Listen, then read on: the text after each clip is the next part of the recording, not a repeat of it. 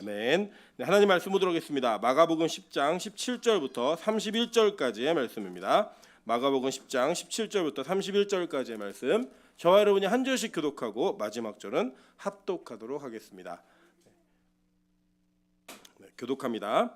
예수께서 길에 나가실새 한 사람이 달려와서 꿇어 앉아 묻자오되 선한 선생님이여 내가 무엇을 하여야 영생을 얻으리이까? 예수께서 이르시되 내가 어찌하여 나를 선하다 일컫느냐 하나님 한 분 외에는 선한 이가 없느니라. 내가 계명을 안 하니 살인하지 말라, 간음하지 말라, 도둑질하지 말라, 거짓 증언하지 말라, 속여 빼앗지 말라, 내 부모를 공경하라 하였느니라. 그가 여짜오되 선생님이여 이것은 내가 어려서부터 다 지켰나이다. 예수께서 그를 보시고 사랑하사 이르시되 내게 아직도 한 가지 부족한 것이 있으니 가서 내게 있는 것을 다 팔아 가난한 자들에게 주라. 그리하면 하늘에서 보화가 내게 있으리라. 그리고 나와서 나를 따르라 하시니 그 사람은 재물이 많은 고로 이 말씀으로 인하여 슬픈 기색을 띠고 근심하며 가니라. 예수께서 둘러보시고 제자들에게 이르시되 재물이 있는 자는 하나님의 나라에 들어가기가 심히 어렵도다 하시니 제자들이 그 말씀에 놀라는지라. 예수께서 다시 대답하여 이르시되 얘들아 하나님의 나라에 들어가기가 얼마나 어려운지 낙타가 바늘기로 들어가는 것이 부자가 하나님의 나라에 들어가는 것보다 쉬우니라 하시니 제자들이 매우 놀라 서로 말하되 그런즉 누가 구원을 얻을 수 있는가 하니 예수께서 그들을 보시고 이르시되 사람으로는 할 수 없으되 하나님으로는 그렇지 아니하니 사람으로서는 다 하실 수 있느니라. 베드로가 여짜와 이르되 보소서 우리가 모든 것을 버리고 주를 따랐나이다. 예수께서 이르시되 내가 진실로 너희에게 이르노니 나와 복음을 위하여 집이나 형제나 자매나 어머니나 아버지나 자식이나 전토를 벌인 자는 현세에 있어 집과 형제와 자매와 어머니와 자식과 전토를 100배나 받되 박해를 겸하여 받고 내세에 영생을 받지 못할 자가 없느니라. 합독합니다. 그러나 먼저 된 자로서 나중되고 나중된 자로서 먼저 될 자가 많으니라. 아멘. 네, 우리 주변에 있는 분들에게 이렇게 한번 인사하도록 하겠습니다. 이 밤이 당신과 함께하는 이 밤이 너무나 설렙니다.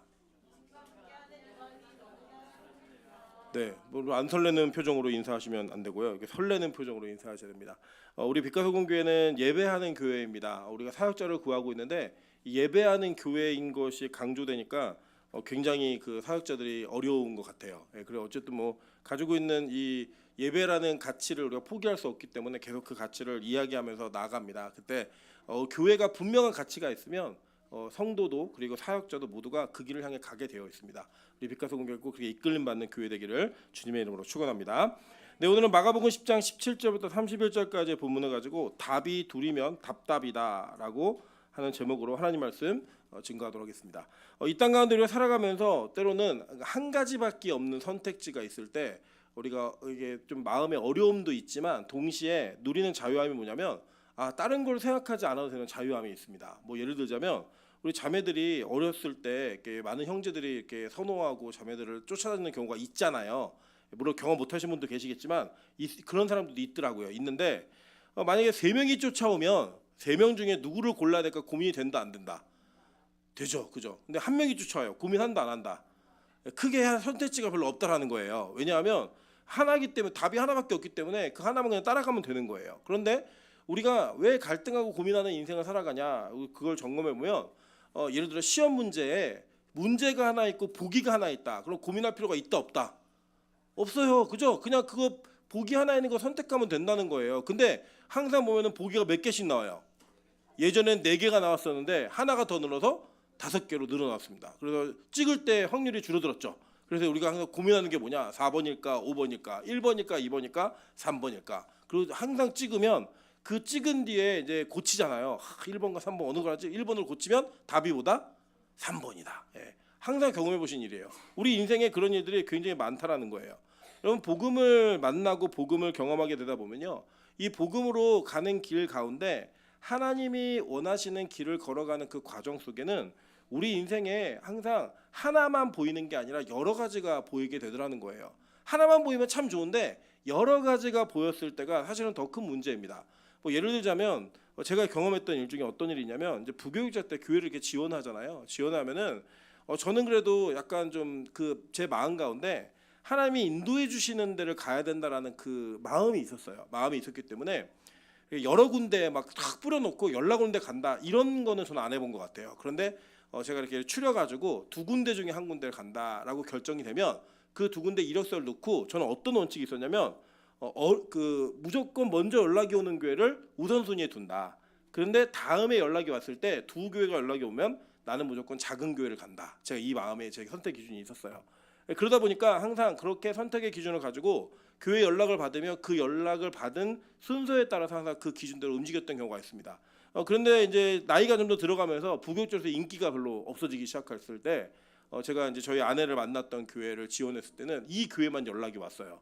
그리고 연락이 와가지고도 이제 묻는 게 왜 아직까지 혼자냐, 뭐 몸에 문제가 있냐, 뭐 별의별 질문들을 다 받으면서 굉장히 치욕스러운 경험을 했지만 어쨌든 그 교회를 선택해서 갈 때는 별로 고민을 하지 않았습니다. 이유는 딱 하나였어요. 왜냐, 연락 온 교회가 한 교회밖에 없었어요. 뭐 이로써 한 군데 넣었지만 연락 온 교회가 한 군데밖에 없었기 때문에 그 교회를 가는 게 그렇게 어려운 일이 아니었다라는 거예요. 그런데 여러 교회가 연락이 오게 되면 그 가운데 어느 교회를 갈까 고민이 많이 될 수밖에 없다라는 겁니다. 여러분, 우리 인생은요, 우리 인생의 걸음 속에서 하나님이 주시는 답을 하나만 찾았을 때는 별로 어렵지가 않아요.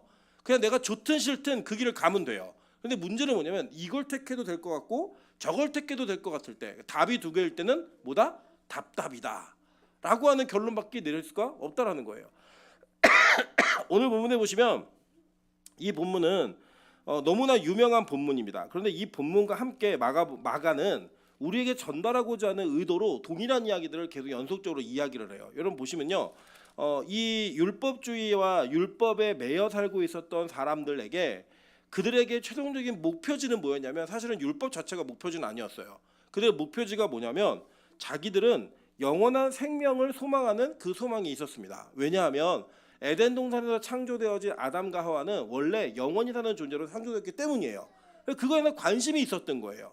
여러분, 이 관심이 있다라는 것 자체로도 우리는 그 사람이 가지고 있는 그 관심사를 통하여 이 사람의 수준이 어떤가를 알 수 있는 겁니다.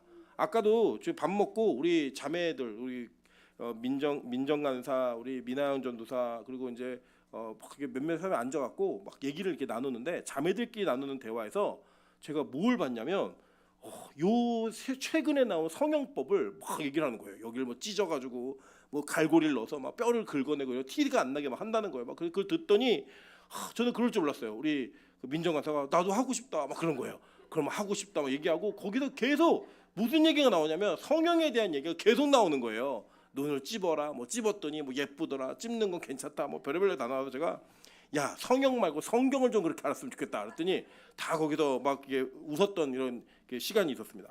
우리가 무언가를 고민하고 관심하고 있을 때 그 관심을 통해 이 사람의 수준이 무엇인가를 우리는 알 수 있다 없다? 있어요. 그래서 그 사람이 뭘 말하고 있고 뭘 생각하고 있는가는 대화를 나눠보면 거기서 막 줄줄 나와요, 그냥.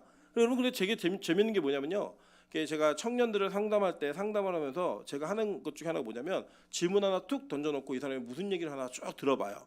쭉 들어보면은 그 질문 속에 자기의 관심사나 자기가 어려워하는 문제가 다 나와요. 그래서 그걸 가지고 종합해갖고 요즘 이런 게 어렵죠? 또 이게 뭐 어떻게 알았냐요? 예, 그게 뭐냐면 자기가 얘기는 다 했는데 어떻게 알았냐요, 그거를. 왜냐? 자기 입에서 줄줄줄 자기 관심사가 나오는 거예요. 내 고민의 수준이 계속 나오는 거라고요. 그래서 이 사람이 한 질문은 굉장히 수준 있는 질문이었다라는 거예요. 여러분, 예수님께 나와가지고요, 별의별 부탁을 하고 요청했던 사람들이 많았습니다. 병 고쳐주세요. 우리 형이 나한테 재산을 나눠주지 않으니까 재산 좀 나눠주기 좀 얘기 좀 해주세요. 이런 질문과 요청을 상당히 많이 예수님께 했어요. 그런데 이 젊었던 청년은 뭘 질문했죠? 영생을 질문하고 있었다라는 거예요. 여러분, 그러니까 이 사람의 수준이 어떤지 우리가 이해할 수 있죠? 그 영생을 질문하고 있는 사람이 예수님을 뭐라고 불렀죠? 선한 선생님이요, 이렇게 불렀습니다. 그럴 때 예수님이 뭐라고 얘기하시냐면, 야, 어떻게 나를 선하다고 얘기하니? 하나님 한 분 외에는 선한 이가 없다라고 얘기하는 거예요. 그럼 이제 이걸 가지고 뭐 예수님은 하나님이 아니었다 이렇게 하는 분들도 계신데, 이거는 철저하게 예수님이 인성을 가지신 분으로서 이 땅에서 가르치는 공생애를 사실 때 인간적인 차원에서 인간의 수준에서 얘기를 하시는 거예요. 왜 그러냐면 지금 예수님이 말하고자 했던, 이 청년에게 전달하고자 했던 건 뭐였냐면, 야, 이 땅에는 너를 포함해서 그 어떤 누구도 선한 사람이 없어. 이걸 가르쳐주고 싶은 거예요. 왜냐? 이 사람이 어떤 사람이었냐면 너 계명 아니까 이거 계명 지켜라 라고 얘기하면서 6, 7, 8, 9, 10계명, 5계명을 마중에 얘기했어요. 그리고 얘기해서 계명을 딱 얘기해 줬어요. 그랬더니 이 사람이 뭐라고 얘기해요? 아, 나 어려서부터 이거 다 지켰어요. 자기를 선한 사람으로 얘기했다고요. 그러니까 이거를 가르쳐 주기 위해 예수님은 그의 질문 속에서 선한 선생님이여라고 불렀을 때, 야, 이 땅에 하나님 한 분 외에는 선한 사람이 없어라고 얘기하면서 나도 안 선하지만 너도 안 선해 이거예요. 자, 예를 들어 여러분 한번 생각해 볼게요. 이 과정이 어떤 장면이냐면, 제가 예를 들어서 요리를 배우기 위해서 흑백 요리사에 나와 있는 어떤 한 지점을 방문해 가지고 제가 그분한테 이렇게 얘기하는 거죠. 제가 저도 중국 요리에 일가견이 있습니다. 뭐 할 줄 아는데 저 짜파게티 진짜 잘 끓이거든요. 이 얘기를 딱 하는 거예요. 그리고 그분이 뭐라 그랬어요? 이분이 딱 저렇게 얘기하는 거죠.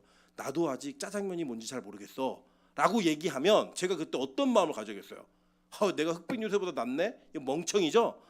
그때는 이분이 짜장면도 모른다고 얘기하면 나는 아무것도 할 수 없는 자이구나, 이걸 깨달아야 되는 거예요.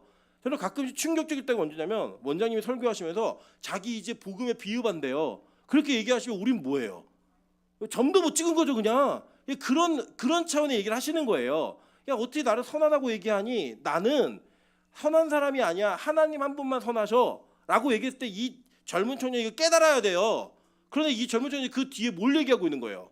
내가 얼마나 선한지 아세요? 저 어려서부터 계명 다 지켰습니다. 이걸 얘기하고 있는 거예요. 우리가 그런 모습이더라는 거예요. 하나님은 우리에게 계명을 주신 이유와 목적이 분명했어요. 그죠? 왜 계명을 주셨죠?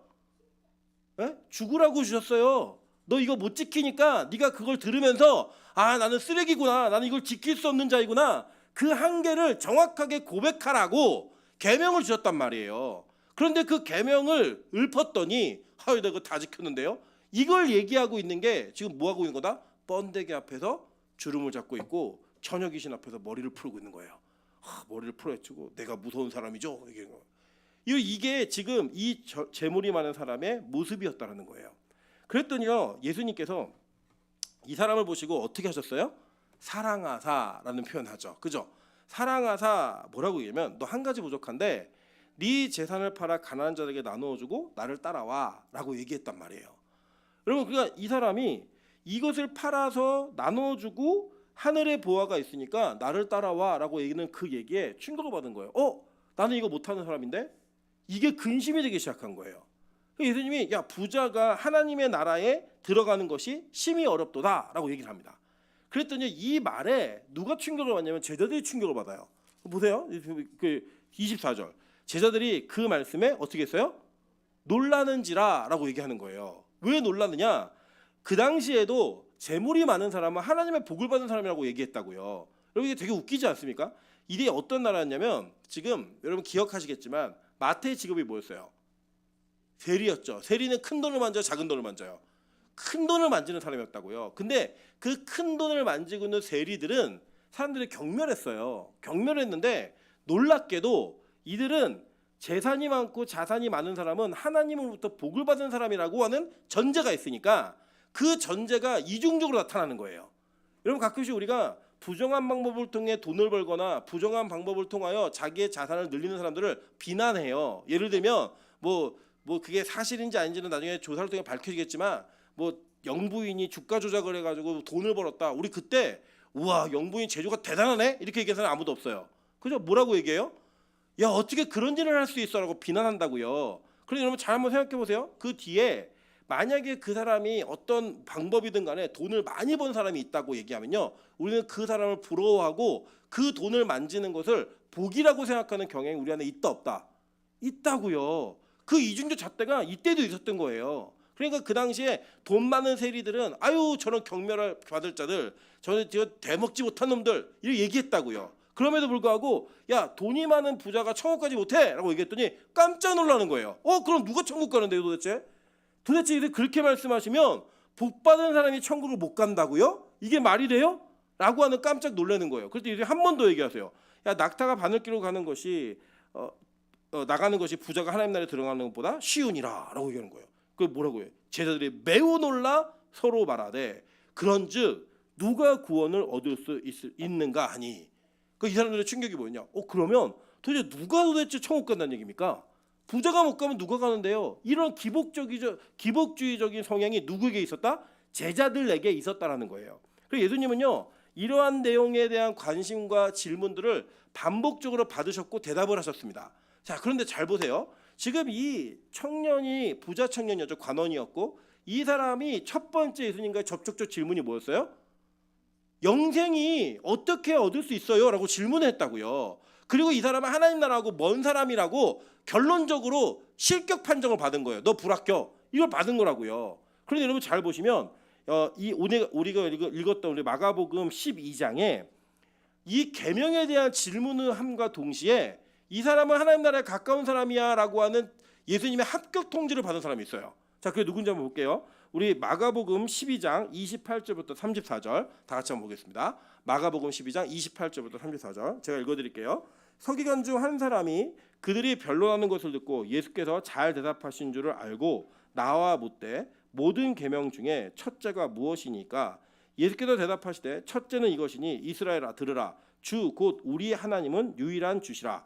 내 마음을 다하고 목숨을 다하고 뜻을 다하고 힘을 다하여 주 너의 하나님을 사랑하라 하신 것이요. 둘째는 이것이니 내 이웃을 내 자신과 같이 사랑하라 하신 것이라. 이보다 더 큰 계명이 없느니라. 서기관이 이르되 선생님이여 옳소이다. 하나님은 한 분이시요 그 외에는 다른 이가 없다 하신 말씀이 참이니이다. 또 마음을 다하고 지혜를 다하고 힘을 다하여 하나님을 사랑하는 것과 또 이웃을 자기 자신과 같이 사랑하는 것이 전체로 드리는 모든 번제물과 기타 제물보다 나으니이다 라고 얘기를 해요.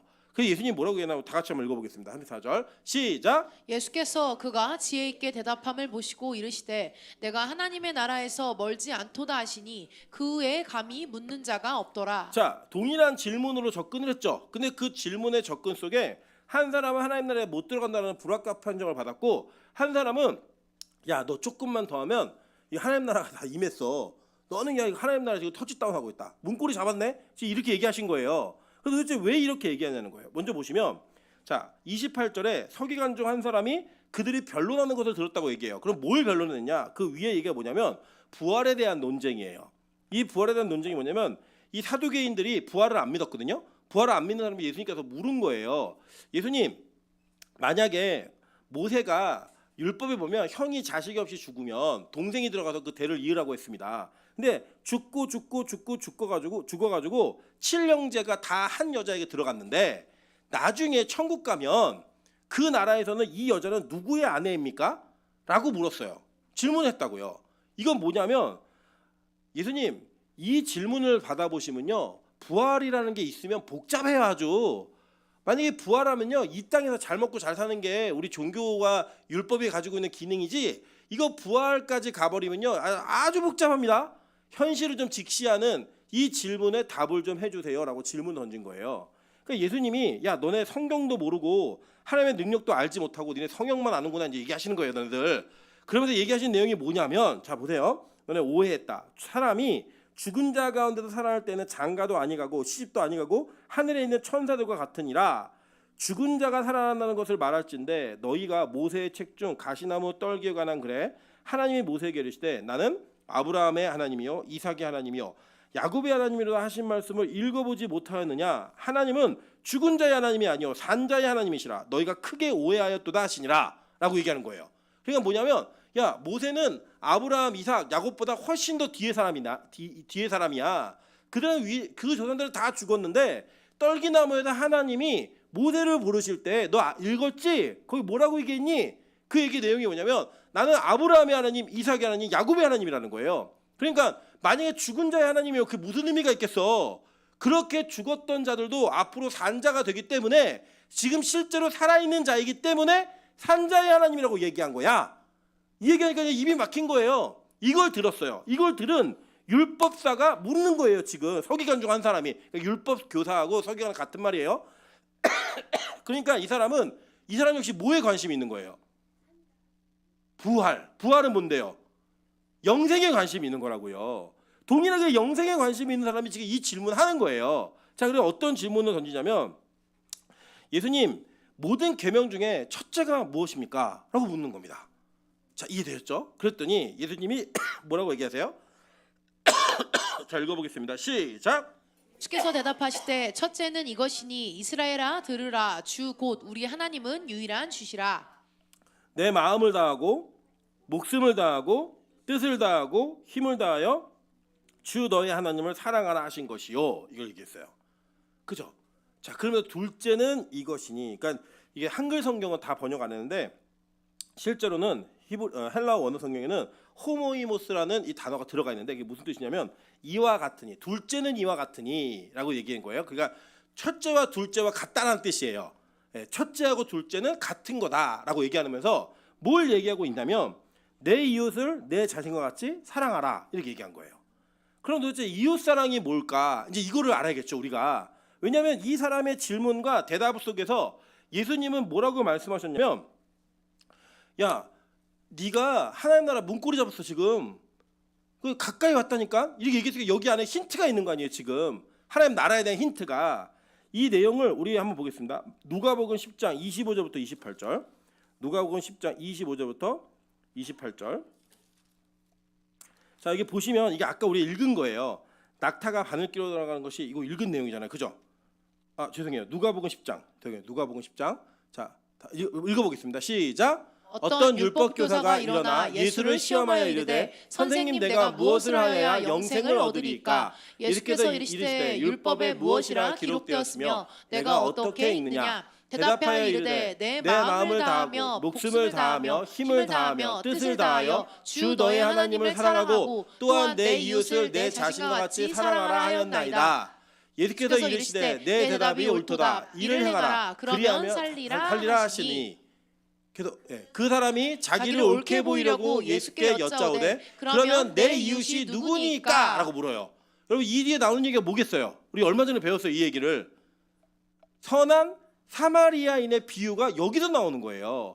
자, 그러면 맨 마지막에 예수님이 이 비유와 질문을 들었던 이 율법 교사에게 뭐라고 대묻냐면 누가 어려운 일을 당한 자의 이웃이니 이렇게 물었어요. 그랬더니 이 사람이 뭐라 그래요? 자비를 베푼 자니이다라고 말했죠. 너도 가서 이와 같이 하라라는 그 말 속에 이 선한 사마리아인이 누구였어요? 예수였잖아요. 그러니까 우리의 이웃이 누구라는 거예요?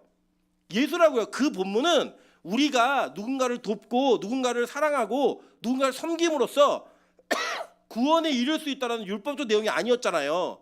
너희들은 이미 환난 당한 자고 도둑질 만난 자야. 그래서 율법도 제사도 너희들을 구원하지 못하고 그냥 지나가는데 누가 우리를 챙겨요? 선한 사마리아. 그러니까 너희가 볼품없다고 여겼고 함께할 수 없다고 여겼던 그 볼품없는 사람이 와서 너를 챙겨서 너를 살리잖아. 너도 같이 가서 이와 같이 해라라고 얘기하는 건 우리 보고 도우라는 거예요. 우리 보고 도움을 받으라는 거예요. 도움을 받으라는 거예요. 누구한테? 예수님한테. 그러니까 예수님이 우리에게 말씀하는 그 내용은 우리의 이웃이 누구인가라고 물으면 내 주변에 있는 우리 교회 공동체 안에 있는 이런 개념으로 얘기하신 게 아니라 누굴 사랑하는 거예요?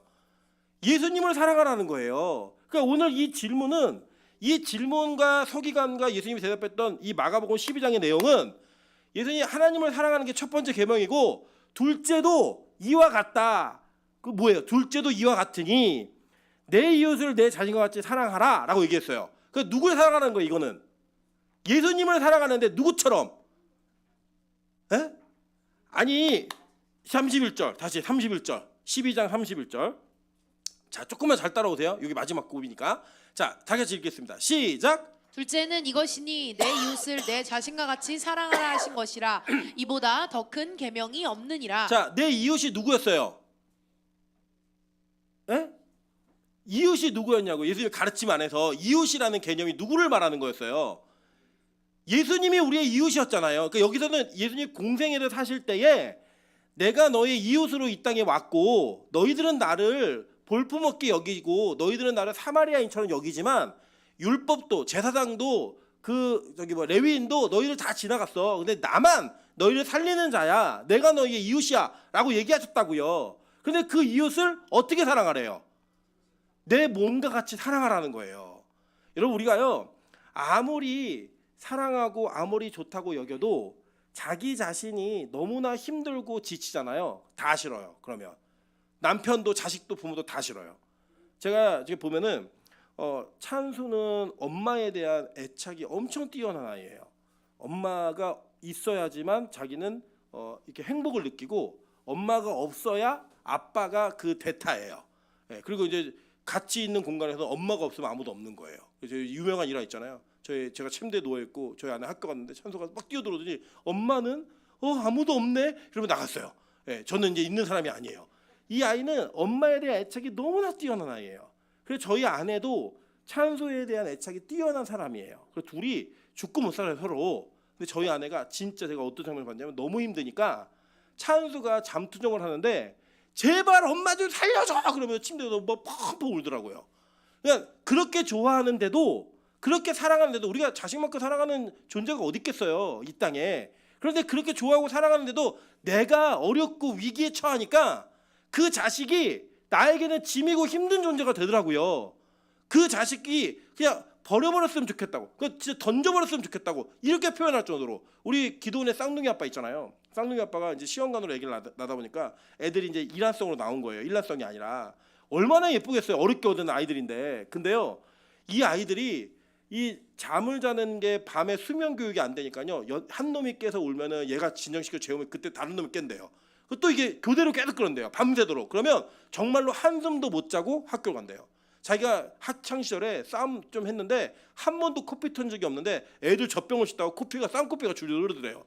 그런데 뭐라고 얘기냐면 어때? 애들 키우기가 힘들질 때 진짜 창문에서 던져버리고 싶어. 이렇게 얘기를 해요. 우리 인간이 어떤 존재냐면 자기의 이기심이라고 하는 거에 똘똘 뭉쳐서 나라고 하는 존재가 어떻게 이 땅을 살고 있는가에 대한 부분에 관심이 있고 얼마나 내가 편하고 얼마나 내가 행복하고 얼마나 내가 잘 살아야 되는가에 대한 집중이 딱 되면 그 외에 어떤 것도 보이지 않는 존재들이에요. 여러분 인정하십니까? 그게 인간의 실체라고요. 그래서 이 사람이 어려운 일을 당하면요, 이전에 했던 모든 관계, 이전에 했던 모든 것들이 다 무너지고 깨어지게 됐어요. 왜냐? 인간 자체가 그런 존재이기 때문에. 그런데 하나님이 오늘 우리에게 무엇을 명령하시냐면 너 그렇게 너를 사랑하는 것처럼 누구 사랑하라는 거예요? 예수를 사랑하라는 거예요. 여러분 남을 사랑한다고요? 자식도 사랑 못하는데 우리가 무슨 남을 사랑해요? 그런 거는 말도 안 되는 가면이고 가식이고요. 누구 사랑하래요? 예수를 사랑하라는 거예요. 그 사랑을 하는 것이, 그러니까 이걸 누가 깨달았느냐? 서기관이 이걸 깨달은 거예요. 얘기를 대화를 나누면서 예수님의 얘기를 가만히 듣다 보니까 이 예수가 누구인지 내가 알겠다. 이 이웃이 무엇을 것을 의미하는지 알겠다는 거예요. 왜냐하면 예수님은요 그 당시에 성경 강론의 스타였어요. 예수님이 다니시는 곳에는 시비 걸려고 진짜 듣고 싶어서 많은 서기관들과 많은 바리새인들과 사두개인들이 다 쫓아다녔다고 예수를. 그 쫓아다니는 장면 속에 이 예수님께서 말씀하신 내용이 무엇인지를 누가 깨달았다? 서기관 중 한 사람이 깨달은 거예요. 그래서 그 뭐라고 얘기하냐면 선생님 옳습니다. 하나님 한 분이시오 그 외에는 다른 이가 없다 하신 말씀이 참이니다. 왜 이렇게 대답하는지 알겠죠 이제. 이게 보세요. 예수님 가장 큰 계명이 뭐예요? 영생에 관심 있어서 물은 거예요. 그랬더니 하나님을 네 마음 다하고 성품과 목숨 힘을 다하여 사랑해 라고 얘기했어요. 그래서 두 번째는 내 이웃을 내 몸처럼 사랑해 라고 얘기하면 사실은 두 계명이잖아요. 근데 이게 원래 성경에 뭐라고 되어 있고 두 번째도 이와 같으니 앞에 거가 같다는 거예요. 그 내용이 뭐냐? 하나님을 사랑하라고 얘기했다고요. 어떻게 해요? 마음 다하고 목숨 다하고 뜻을 다하고 힘을 다하여 주의 너의 하나님을 사랑하라고 얘기하셨잖아요. 그게 첫 번째인데 두 번째도 이것과 똑같아. 그게 뭔지 알아? 내 이웃을 내 몸처럼 사랑해. 그건 뭐야? 자기를 사랑하는 것처럼 누구를 사랑하라는 거예요? 예수를 사랑하라고 얘기하는 거예요. 그랬더니 맞아요. 하나님 한 분이세요 라고 얘기하는 거예요. 그래서 이 서기관이 뭘 안 거예요? 이분이 그리스도구나. 이분이 하나님이시구나. 이분이 메시아이구나. 이걸 눈치를 챈 거예요. 여러분 그러니까요 이 땅에 하나님은 여러분에게 많은 대상을 사랑할 만큼의 능력을 주지 않으셨어요. 너무 죄송하지만, 너무 죄송한 표현이죠. 제가 여러분을 과도평가하는 게 아니라 우리가 그런 존재라고요. 여러분 내가 너무나 사랑해서 결혼한 남편과 아내도 정말 꼴보기 싫을 때가 있고요. 내가 배 아파서 난 자식도, 내가 정말 어렵게 얻은 자식도 진짜 꼴보기 싫고 던져버리고 싶을 때가 있더라고요. 그렇게 우리는 이기심으로 똘똘 뭉쳐있는 자들이기 때문에 우리가 남을 사랑하고 남에게 선행을 베풀고 이런 걸로 구원의 반열을 통과한다? 불가능한 일이라고요. 그 불가능한 일을 할 수 있는 유일한 답은 뭐냐? 우리가 예수님을 마음을 다하고 뜻을 다하고 힘을 다하고 성품을 다하여 사랑하는 거예요. 그거 외에는 방법이 없다라고 얘기하는 겁니다. 여러분, 그런데 요 근래에 한국 기독교가 그리고 우리가 가르치고 배우는 모든 내용들이 다 이런 거 아니에요? 야, 너네 예수를 잘 믿는다는 것은 뭔지 아니? 부모에게 잘하는 거야, 자녀에게 잘하는 거야, 친구끼리 싸우지 않는 거야 라고 하는 도덕적 윤리적 관점의 이야기를 통해 우리는 이것이 복음의 결정체이고 완성된 것처럼 말을 한다고요. 예수님도 우리에게 그렇게 가르친 적이 없는데, 하나님 사랑하는 거 그거 하나만 하기도 너희들은 다른 거 못해, 오직 그거 하나만 집중해, 이게 예수님이 우리에게 가르친 답이었다고요. 그런데 자꾸 답을 많이 세우는 거예요. 내가 자기 착한 의로 내가 이 사람도 사랑해야지, 저 사람도 사랑해야지, 저분도 좋아하고 섬겨야지, 이렇게 자꾸 답을 많이 세워놓으니까 답답한 거예요. 여기도 답, 저기도 답. 여러분, 우리는 그런 존재가 아니라고요. 그래서 누군가에게 어떤 기대를 하는 것도 여러분 그냥 복음 안에서만 하세요. 복음 안에서만. 저는 저희 집안을 보니까 사람을 대체적으로 신뢰하는 사람들이에요. 기본적으로. 그러다 보니까 제가 신뢰하고 제 기준에서 대한 것만큼 상대가 저를 대하지 않을 때 상당히 마음의 아픔을 느낄 때가 상당히 많아요. 그러다 보니까 저에게는 어떤 마음이 있냐면, 누군가를 기대할 때 애초부터 기대하지 않아야지라고 말하면서 제 입으로는 고백을 하는데 마음에는 항상 이런 일이 있을 때마다 생채기가 나요. 생채기가 나요.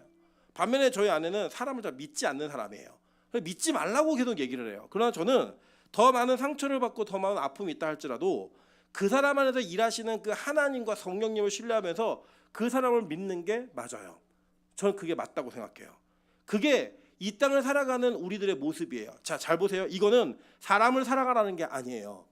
그 사람 안에서 역사하시는 예수를 살아가라는 거예요.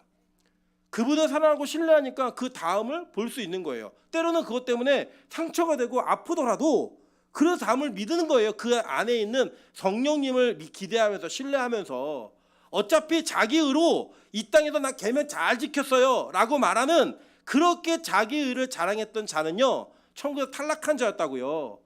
하나님 나라에 들어가지 못하는 사람이었다고요. 반면에 네 이웃, 내 몸을 사랑하는 것처럼 내 이웃을 사랑해. 이 이웃이 누군지 알아? 그 예수야. 한 분 하나님이야. 이걸 얘기한 걸 알아들었던 그는 하나님 나라의 문고리를 잡은 자였다고요.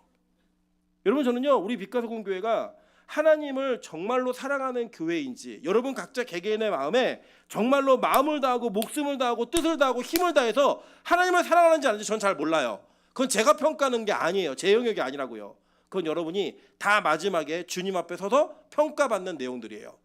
그 평가는 제가 여러분에게 몇 점 점수 매길 수 없어요. 저 자신도. 그건 다 여러분에게 하나님께서 개개인적으로 평가하실 문제예요. 그러나 우리가 이 땅에서 답이 무엇인지는 알려줘야 돼요. 그 답을 얼마나 붙드는지는 여러분 개인의 문제라고요. 믿음의 문제, 하나님과의 관계의 문제. 그러나 이것이 답이라고, 유일한 답이라고 얘기해 주는 건 제가 여러분의 할 일이에요. 그리고 오늘도 내일도 그리고 앞으로도 저는 여러분이 누구를 사랑해야 되는지를 얘기해 줄 겁니다. 그게 누구냐? 바로 예수 그리스도예요. 근데 어떻게 사랑해야 되냐? 내 몸을 사랑하는 것처럼 해야 돼요. 그러려면 어떻게 해야 되는 줄 아세요? 자기를 부인하지 않으면 안 돼요.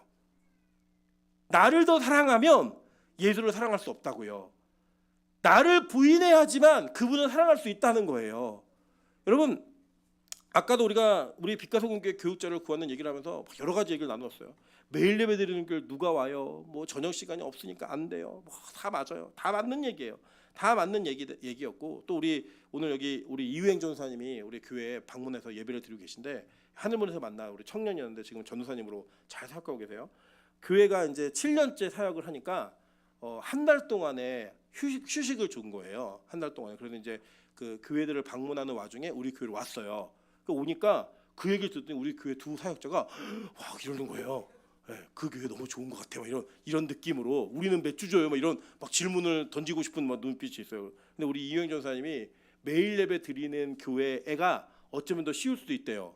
그랬더니 새벽 기도를 하는데 3시에 출근한대. 새벽에 3시에 출근해서 10시에 출근, 다시 집에 들어오면 7시, 촬영 운행하고 오면 7시, 다시 10시에 출근하면 5시에 퇴근한대요. 수요예배 있으면 수요예배 드리고 금요일에서 금요일 하는 거예요. 그 얘기를 쭉 듣고 났더니 우리 교회가 좀 좋은 교회라는 눈빛으로 두 사역자가 바뀌었어요. 새벽 기도도 안 하고. 근데 여러분 이거 잘 보세요. 주님을 위해서 평생을 살겠다고 하는 사역자들이 사역지를 선택하고 사역지에서 사역을 하면서 누가 더 힘들고 누가 더 편한가를 통해 이 교회는 좋은 교회야, 이 교회는 나쁜 교회라고 하는 그 평가를 내려요. 우리 교회가 지금 그랬다는 게 아니라 우리 사역자들도 그런다고요. 그러면 도대체 어떤 교회가 좋은 교회냐면 자기의 이기심과 내 육신의 안일함을 채워줄 수 있는 교회를 우리는 보통은 좋은 교회라고 얘기를 해요. 돈을 많이 주든지 뭐 이런 걸 얘기한다고요. 근데 거기서 자기를 부인해버리면 자기를 부인되어지는 삶 속에 내가 원하지 않는 삶을 살아가야 되는 그 삶을 걸을 때 우리는 그게 너무 싫은 거예요. 근데 이거는 어떻게 해야지 해낼 수 있냐면 하나님을 사랑해야지만 해낼 수 있는 거예요. 예수님을 사랑해야지만 해낼 수 있는 거라고요. 요새 우리 미선자매가 하늘문에서 살고 있어요 지금. 근데요 표정이 보여요. 탈출하고 싶다. 은혜 받을 때는 여긴 좀 좋은 것 같아. 근데 조금 지나서 막 힘들어 보면 탈출하고 싶어 이렇게 써 있어요. 얼굴 표정에. 근데 이제 첫날에 저한테 용가리를 한번 맞았어요. 제가 엄청 세게 혼냈거든요. 지금 탈출하고 싶어를 들킬까봐 목사님을 만나면 막 지워요. 막 그러고 살아요. 근데요 제가 그 모습을 보면서 우리 옛날에는 우리 지난번에 하늘문에 있을 때는 예배 시간도 늦고 뭐 잘 모르니까 전사님 저 오늘은 예배들 안 드리면 안 돼요? 뭐 이렇게 얘기도 하고 막 이랬어요. 근데 지금은 예배 시간도 지각을 안 하고 30분 전에 가요. 그러면서 훈련을 받고 있어요. 근데 그게 뭐냐? 자기를 부인하지 않으면 안 되는 훈련인데 그 훈련이 우리 미선이에게 임하고 있는 거예요. 하나님 이끌고 계신 거예요. 이제 여기서 필요한 건 뭐냐면 답만 알려주는 거야. 한 가지 답. 그냥 미선이가 남편을 바라보면 이 삶은 지옥 같은 삶이에요. 하루 종일 들어오지도 않고 남편은 또 좋다고 일로 와요. 집에 되면 11시 12시에요. 거기서 내가 예수님을 사랑해야지. 그 사랑이 싹트기 시작하면 우리가 하나님 나라의 문고를 잡은 거라고요. 여러분 이게 우리가 이 땅에서 천국을 맛보는 유일한 비결이라고 얘기를 하는 거예요. 여러분 좋은 가정 이루어도 행복할 수 있어요. 좋은 부모 만나서 행복할 수 있고요. 예쁜 아이들 만나서 행복할 수 있어요. 오늘 성경에 뭐라고 했냐면 그거 천국 가면 아무것도 아니야. 니들 천국이 뭔지 모르는구나. 훨씬 더 좋은 관계가 있는데 예수님이 사랑하는 거. 그거 잡으면 그 이 땅에 무엇이 있건 없건 우리 거기서 되게 행복해. 이걸 얘기하고 있는 거예요. 여러분 저는 우리 빛가성교회가 예수님만을 사랑하는 유일한 답이 있는 교회 되기를 소망합니다. 여러분 우리 각자가 이 밤에 기도할 때 여러분 기도 제목 가운데 여러 가지를 구하실 수 있어요. 구하실 수 있는데 그 구하는 기도 속에 만약에 여러분이 예수님과 견주어서 이것이 대안이다라고 얘기할 수 있을 만한 답이 또 하나가 있다면 여러분 오늘 답답한 기도를 하실 거예요. 이것도 답이고 이것도 답 같은 거예요. 주님 저는 예수님이 있어야 되는데 예수님도 있어야 되지만 남편도 꼭 있어야겠어요. 주님 저는 예수님도 있어야겠는데 저는 돈도 꼭 있어야겠어요. 주님 예수님도 있어야 되는데 저는 반드시 집은 있어야 됩니다. 라고 하는 그 기준 두 개를 딱 잡는 순간 여러분의 기도가 어떻게 된다고요? 답답해진다는 거예요. 여러분 답을 그냥 하나만 잡으세요. 그 답을 하나만 잡아야 시원하게 답이라고 나온다고요. 그랬을 때 하늘에서 울리는 거예요. 딩동 딩동. 뭐예요? 정답이 되는 거예요. 우리의 많은 기도가 왜 답답하고 왜 응답이 되지 않는가? 왜 인생이 답답한지 아세요? 답이 많으니까 그래요. 다 잡으니까 다 답답인 거예요. 유일한 답 딱 하나만 잡으면 근데 이제는 후회가 된다 안 된다? 안 되는 거예요. 그렇게 사는 거라고요. 그래야 여러분도 행복하고 여러분 주변도 행복하고 주님도 행복하고 교회가 행복해요. 우리 빛가서 교회는 답만 잡는 교회가 될 겁니다. 계속 고민하고 뒤를 돌아보는 것이 아니라 예수 그리스도 그분 한 분 이것만 가지고 간다. 이 길을 가는 거예요. 어제도 제가 많이 위로받았어요. 어떤 목사님이 전화를 주셨어요. 문의하고 싶은 게 있대요. 그 게시판에 올린 글을 보니까 40살까지만 갈 수 있는데 자기 나이가 좀 많대요. 근데 우리 교회 설교를 듣고 너무 우리 교회가 오고 싶대요. 그래서 몇 살이신데요? 그랬더니 제가 그렇게 얘기했어요. 근데 제가 나이가 많지가 않아서요. 그랬더니 목사님 몇 살이시냐고 그래서 저는 이렇게 나이가 됩니다. 그랬더니 저랑 동갑이시네요. 못 가겠네요. 이러시는 거예요. 네. 본인이 그리스도 중심의 설교를 위해서 논문도 쓰고 미국에서 공부를 마치고 한국에 들어와서 교회를 찾는데 이 교회의 설교가 자기가 너무 인상 깊었다는 거예요. 그래서 너무 오고 싶은데 자기가 못 가겠대요. 일단 담임 목사님 나이가 똑같고 중고등부를 케어할 만한 자기 센스가 없대요. 그래서 스스로 못 오시겠다고 얘기했어요. 그러면서 뭐라고 했냐면 목사님 빛가서 공교회는요 반드시 큰 교회가 되실 거예요. 이렇게 얘기하셨어요. 제가 그 얘기가 기분 나쁘진 않았는데 그 뒤에 어떤 마음이 드냐면 아직 우리 교회 설교를 잘 끝까지 못 들으시는가 보네 이 생각이 들었어요. 여러분 이 땅은요 예수라는 답이 아닌 다른 답을 얘기해 줘야지 부응할 수 있어요. 죄송해요. 사람을 많이 모을 수 있어요. 예수라는 답만 얘기하면 자기를 부인해야 되는 게 반드시 따라오거든요. 여러분 우리가 착하게 태어나지 않았어요. 옆 사람에게 이렇게 한번 인사하겠습니다. 내 진짜 속마음 알면 나랑 친구 못한다고. 여기 웃으시는 분이 그런 분이거든요. 우리가 진짜 속마음을 다 알면요 우리 친구 못해요. 우리가 그런 존재라고요. 그런데 우리가 우리의 삶을 내려놓고 예수님만 사랑하고 이웃을 사랑해요? 여러분 그런 거짓말 가식하시지 말자고요. 어느 정도 하다가 3번, 4번, 5번, 6번 계속 오면요 아유 진짜 귀찮아 죽겠어. 또 이렇게 되는 게 우리의 인생이라고요. 제가 예를 들어서 최재근 권사님한테 권사님 제가 오늘 하루 종일 아무것도 못 먹었는데 저 밑에 가서 빵 하나만 사주세요. 그러고 권사님 사주실 거예요. 그런데 그 다음 날도 또 얘기하고 그 다음 날도 또 얘기하고 일주일 내내 얘기하잖아요. 권사님 영복교회로 옮기실 거예요. 망설이지 않고 야 이 교회는 목사가 권사를 붙들고 매일 빵을 구걸하는 교회야. 난 더 이상 더럽고 치사해서 못 다니겠어. 이거 옮길 거예요. 그리고 우리가 우리 인생에 예수가 아닌 답을 잡고 계속 예수님이 아닌 다른 분을 붙들고 다른 것들을 붙들고 늘어지면 여러분 진짜 진절머리 나. 우리 그런 인생이라고 우리가. 근데 우리가 그 짓을 예수님에게도 똑같이 하고 있는 거예요. 예수님, 저가요 이게 꼭 필요하거든요. 그러니까 오늘은 이게 답이에요. 이 답을 꼭 해주셔야 돼요. 그러니까요 자기 하나님이에요. 저희 사촌동생이 얘기하더라고요. 자기가 원하는 대로 응답을 안 해준대요. 하나님 너무 못됐대요. 자기 하나님인 거예요 자기가. 여러분 그러니까 이 세상은 제가 볼 때 정신병동이에요. 왜 정신병동이냐면 다른 거예요. 내가 대통령이다 막 이러면 나는 하나님이다 얘기하는 거예요. 그 옆에서 누가 너 하나님 시켰어. 내가 언제 너 하나님 시켰어. 다 그렇게 살아요. 우리는 자기 하나님인 것처럼 기도 응답도 내가 원하는 환경도 모든 걸 다 만들어 놓고 하나님 다 이 환경을 주셔야지만 기도합니다. 그래야지만 예배합니다. 그래야지만 당신 하나님 맞습니다. 우리 그러고 산다고요. 여러분 예수님만 사랑하세요. 그냥 그분 한 분만으로 만족한 인생이 되세요. 그러면 여러분 그게 우리 인생에 그 어떤 것도 견줄 수 없는 그 어떤 것도 비교할 수 없는 그 가치가 우리한테 꼽히게 될 거라는 거예요. 여러분 저는 우리 교회가 다 알고만 있다고 믿진 않아요. 저도 알고인지 가라진지 몰라요. 주님 앞에 서봐야 알아요. 근데 제가 할 수 있는 유일한 거는 이 땅에서 한번 예수님을 정말 진하게 한번 사랑해 보고 싶어요. 제가 요새 성경에 나오는 제자들이 너무 부러워요. 진짜 부러워요. 왜 부럽냐면 도대체 이분들이 만난 예수는 어떤 분이었길래 생명을 아끼지 않고 주님에게로 갈 수 있었을까? 망설이면서 간지 않고 불평하면서 간 게 아니라 기쁜 마음으로 곧 따라갔더라. 버려두고 쫓아갔더라.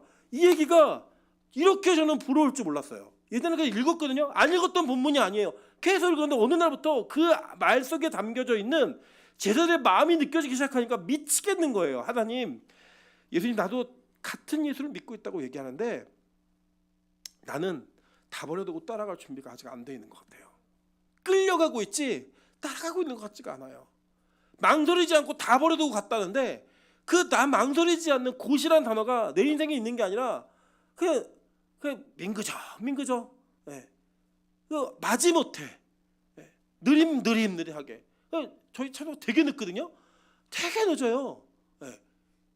그 찬송 주제곡이 꾸물꾸물이에요. 꾸물 항상 꾸물대요. 그 꾸물대는 모습으로 우리가 예수님을 섬기고 있는 거. 예배도 꾸물꾸물대고 기도도 꾸물꾸물대고 헌신도 꾸물꾸물대고. 도대체 우리가 만난 예수는 성경에 말하는 예수와 같은 예수라면 이런 일이 있으면 안 되잖아요. 여러분 저는 여러분에게 문고리까지만 인도할 수 있어요. 그 문고리 잡고 열어내는 건 우리 모두가 각자의 기도와 각자의 마음속에 하셔야 되는 일이라는 거예요. 제가 열어줄 수 있는 문이 아니니까. 오늘도 이 밤에 주님 사랑하는 밤 되길 소망합니다. 주님을 좀 진하게 사랑해서 야, 저 사람 진짜 교회에 미쳤네. 우리 보통 그러거든요. 연애 막 미친 듯이 하면 저 연애 미쳤네 이렇게 얘기를 해요. 그렇게 얘기한다고요. 안 된다고 얘기해도 담 타먹고 가서 만나잖아요. 로미오와 줄리엣 보세요. 그렇게 만나잖아요. 그렇게 했던 것처럼 우리가 예수님을 한번 사랑해 보시자고요. 나 이분 한 분이 답입니다. 나 그분만 답이니까 딴 거 다 내려놓고 이 답부 들고 갑니다. 이런 마음으로 한 번쯤 살아보시면 안 될까요? 여러분, 그런 교회가 빛과 소금 교회 되길 소망합니다. 그런 장로님이, 그런 권사님이, 그런 목사와 교육자가 있는 교회가 이 교회가 되기를 소망합니다. 여러분, 저는 아주 부족해서 이걸 여러분에게 정말 다 가르칠 수 없는 것 같아요. 그런데 이게 답이라고 하는 거는 말씀드릴 수 있을 것 같아요. 거기까지는. 그 위에 여러분, 이 기도 가운데 각자 이 말씀을 붙드시고 예수님을 붙드셔서 꼭 예수님 사랑하시는 진짜 성도 되시기를 주님의 이름으로 축원합니다. 같이 한번 찬양으로 기도합니다. 우리 이 찬양이, 제가 죄송한데 이 찬양을 몰라서 후렴만 하는 거예요. 이 앞에 분은 모르는데 너무 가사가 좋아요. 제목이 뭐냐면 큰 꿈은 없습니다예요. 큰 꿈은 없어요. 이 땅에서 유일한 꿈은 예수님이 사는 거예요. 이 가사의 내용을 보면 나는 큰 꿈 없고 근데 한 꿈은 있대요. 그 한 꿈이 뭐냐면 내 꿈은 예수님이라는 거예요. 여러분, 우리 비전 되게 많잖아요. 주님, 나 이런 거 되고 싶어요. 이런 거 하고 싶어요. 이런 일이 있었으면 좋겠어요. 그런데 이분이, 이 목사님이시거든요. 이 목사님이 고백한 내용은 뭐냐면, 하나님, 나는 큰 꿈은 없어요. 그런데 한 꿈은 있습니다. 그 한 꿈이 뭔지 아세요? 이 한 꿈은 바로 예수님 당신입니다. 우리 그런 은혜가 있었으면 좋겠어요. 이 찬양 후렴구으로 찬양할 텐데, 주님만이 내 사랑입니다. 세상을 내려놓고 엎드리오니. 그런 나를 사용하시는 주님만이 나의 꿈이십니다. 여러분, 이 찬양을 고백하면서 주님 앞에 고백하도록 하겠습니다. 주님만이 내 사랑입니다. 세상을 내려놓고 엎드리오니 그런 나를 사용하시는 주님만